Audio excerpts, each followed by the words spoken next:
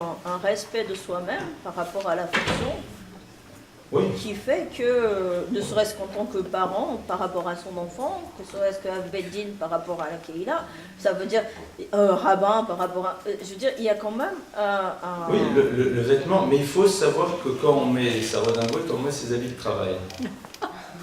D'accord, c'est tout. Mais c'est vrai. Oui, mais c'est un respect par rapport à la fonction. Oui, c'est le respect de la fonction. Je suis d'accord. Je suis d'accord. Vous savez, c'était le problème des médecins en jeans qui arrivaient dans les campagnes et les personnes ne voulaient pas se faire soigner par elles parce que c'est pas médecin. C'est pas médecin. C'est sûr. Mais à un moment, il ne faut pas être dupe. C'est tout. L'idée, c'est de ne pas être dupe. L'idée, c'est de... La difficulté... Mais je suis complètement d'accord avec vous, madame. L'idée, c'est à un moment de ne pas être dupe et de ne pas tomber dans ce piège d'exister à travers l'image que l'on propose de soi. C'est tout. C'est tout. C'est-à-dire, c'est à un moment, il y a ici quelque chose qui est extrêmement fin, sur lequel il faut être très vigilant. C'est tout. Et parfois, on dérape. Donc c'est pour ça qu'il faut, voilà, ça demande une certaine forme de vigilance. Oui. Encore 5 minutes. Quand on a des filles d'âge différents. Des filles d'âge différents, oui. Et que les plus grandes éveillent les plus jeunes qui ne sont pas en âge de s'intéresser à ça. Comment on fait quand les plus grandes éveillent les plus jeunes? Elles les éveillent à quoi? Au rapport à l'esthétique? C'est très bien. C'est trop tôt. Alors, j'ai parlé tout à l'heure de l'habit, je n'ai pas parlé de l'esthétique chez les petits. L'habit, c'est-à-dire, ben, c'est ça les habits qu'on met, point. D'accord? Maintenant, le petit nœud là et le petit nœud ici, etc. Tout, oui, pourquoi pas, si les grands ont envie de jouer à la poupée avec les petites, qu'elles le fassent. Mais au niveau de l'habit, là je parle de l'habit, ça suit les règles que les parents ont posées. Et les enfants doivent savoir qu'en effet, la Kolzmann-Vett, c'est comme, et pourquoi lui va dormir plus tard? Parce que lui a 15 ans, c'est comme ça. Et quand tu auras 15 ans, ce sera la même chose. Et pourquoi elle peut? Parce qu'elle a déjà 18 ans, et toi tu n'en as que 10. C'est comme ça. C'est à un moment, c'est très important le rapport à l'esthétique. Et je pense que c'est un élément qui équilibre aussi. Et il faut qu'il existe. Mais à un moment, savoir dans quel cadre. C'est juste un problème de cadre et de limite. Mais il se doit d'être. Donc oui, il y a des choses, tiens, mets ton truc comme ci, t'es plus comme ça, ça donne mieux, c'est pas bien. Mais ça s'arrête là. Il y a aussi un cavode par rapport à la, on va dire... oui, je suis bien d'accord avec vous. Je suis complètement d'accord. Il y a cette notion de respect de soi. Oui. Quels sont les facteurs essentiels qui font que dans certaines familles, il y a plus de dérapage que d'autres, ou dans certains milieux, par exemple? Écoutez, c'est difficile à dire parce que j'aime pas trop dire voilà les raisons qui font, parce que parfois c'est pas du tout ça. J'ai l'impression néanmoins que l'habit peut parfois être un univers de fuite. C'est-à-dire, je pense que ce sont souvent des univers dans lesquels il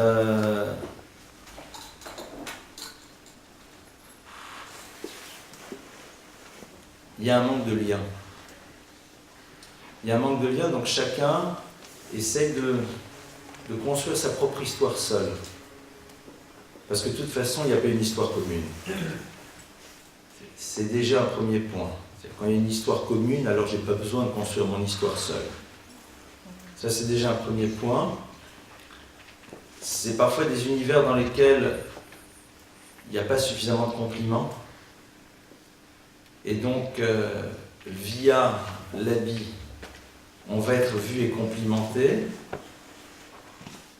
Après, il peut y avoir d'autres raisons, mais qui sont beaucoup plus fines et qui engagent le problème du rapport au corps, à la sexualité, etc. Et là-dessus, je ne vais pas rentrer. Mais disons que voilà, j'ai les deux indications de tendance, telles que je le comprends, telles que j'ai pu le voir, elles seraient peut-être plutôt situées là. Autre question? Donc je conclus. Donc, excusez-moi, je pose une deuxième question. Oui, allez-y. Donc, c'est pas une histoire de goût et de couleur. Il y a matière à ce qu'on peut interpréter, comme vous venez de le dire, un message dans un jeune qui peut s'habiller un peu trop, par exemple, de façon excentrique, alors que c'est totalement inattendu. C'est-à-dire ça peut être un pont pour Alors, il y a deux choses. Il y a en effet des garçons comme des filles qui ont un sens de l'esthétique, qui ont un vrai sens de l'esthétique, et si les parents ne se sont pas trop impliqués là-dedans pour eux, ça peut leur faire bizarre, mais non. Et on peut avoir c'est vraiment mais c'est intéressant parce que cette esthétique, elle va de pair avec une vraie hygiène de vie, à tous les niveaux. C'est-à-dire, c'est pas ceux qui auront besoin de demander une sorte de se brosser les dents. C'est pas ceux qui prendront une douche une fois par semaine. Vous voyez ce que je veux dire? C'est-à-dire, c'est un tout. C'est vraiment un rapport à l'esthétique, à l'élégance, etc. et tout, qui font partie de certaines personnes de manière plus développée que d'autres. Donc ça, c'est... Donc quand ça s'inscrit là-dedans, c'est aussi dans une manière de manger. Vous allez voir qu'ils font attention de ne pas mâcher la bouche ouverte, enfin, c'est plein de choses. C'est un rapport à l'esthétique. Il y a une certaine forme de raffinement qui les caractérise. Mazal Tov, on laisse faire, c'est évident. Et il y en a d'autres pour qui il y a une vraie dichotomie. C'est-à-dire, il y a un rapport à l'esthétique, mais qui ne se situe qu'au niveau du vêtement, alors que sur le reste, ils n'ont pas cette exigence de raffinement dans les autres types de comportements. Là, la problématique est totalement différente. Et c'est vrai que le danger, c'est que parfois certains parents, surtout dans l'univers de la tchouva, eh bien, ont peur que leurs enfants, en donnant de l'importance à ça, les renvoient eux à un univers dont ils ne se sont pas jamais véritablement séparés, je crois. Dont ils n'ont pas vraiment pris le deuil, parce que tout simplement, malheureusement, on leur a expliqué trop tôt que pour pouvoir faire une démarche vers la Torah, il fallait dans des ruptures et des coupures absolues et totales par rapport à l'image qu'ils avaient, ce qui est à mon avis une erreur colossale. Colossale, et qui se paye un jour. Je suis très dur là-dessus, sur les baptêmes. Tu t'appelais Richard, Albert, Marine ou Elisabeth, et maintenant ça peut être plus que Elisheva et Avram et Yitzhak. C'est quoi ces histoires de baptême? Enfin, les prénoms juifs, hein, je ne sais pas ce que ça veut dire. Si vous analysez le texte, hein, c'est pas... Parce que... Il y en a un qui s'appelle Ishmael, hein, quand même. Hein. Donc, et Rabbi Ishmael, donc c'est-à-dire c'est pas déjà ça. Et puis aussi, c'est relookage ultra rapide. D'ailleurs, au passage, je fais quand même une remarque. Dans le monde de la tchouva, la tsniout, c'est le dernier point. Or, souvent, malheureusement, c'est le premier. C'est dramatique. Parce que quand vous avez dit à quelqu'un de se relooker, et que la personne réalise qu'à un moment, elle ne se retrouve pas dans l'image qu'elle vit à l'instant, si elle est obligée, pour se retrouver elle-même, de remettre son jeans, elle est vécue comme étant quelqu'un qui a échoué, et c'est ce qui l'empêchera de se construire. Ça, alors je sais qu'il y en a plein qui, quand ils m'entendent dire ça, sont très contre et ne sont pas du tout d'accord et considèrent que je suis un apikoros, ça ne me dérange pas, j'assume. L'expérience petite que j'ai, et de ce que j'ai appris aussi chez mes maîtres, c'est que c'est la chose qui arrive à un moment dans l'histoire, et que, comme me l'a dit un maître de notre époque, il m'a dit qu'il faut faire une différence entre l'absence de tsniout et l'indécence.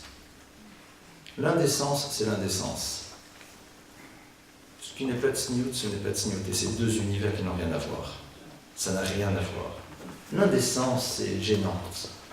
Pas gênante pour celui qui voit, parce que ça peut éveiller chez lui, mais c'est parce que c'est gênant de voir quelqu'un qui se respecte aussi peu.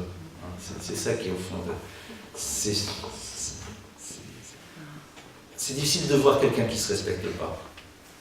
Et pas difficile de voir des morceaux de chair et autres. Ouais, pas le sujet. C'est ça, au fond, qui pose problème. Donc, toutes ces notions-là, c'est vrai qu'elles demandent beaucoup de finesse, beaucoup de tact, beaucoup de, comme j'ai dit tout à l'heure, de raffinement et d'intelligence. Voilà un petit peu quelques points. Alors, c'est sûr et certain que ce sont, je pense, des cheminements qui prennent du temps. Ce sont des choses qui se construisent petit à petit. C'est quelque chose, le rapport au vêtement, il faut qu'il y ait un moment une forme de résonance. savez, un jour, j'avais des élèves, j'avais reçu gratuitement des billets pour une séance de théâtre. Et je les ai offerts à un certain nombre de mes élèves.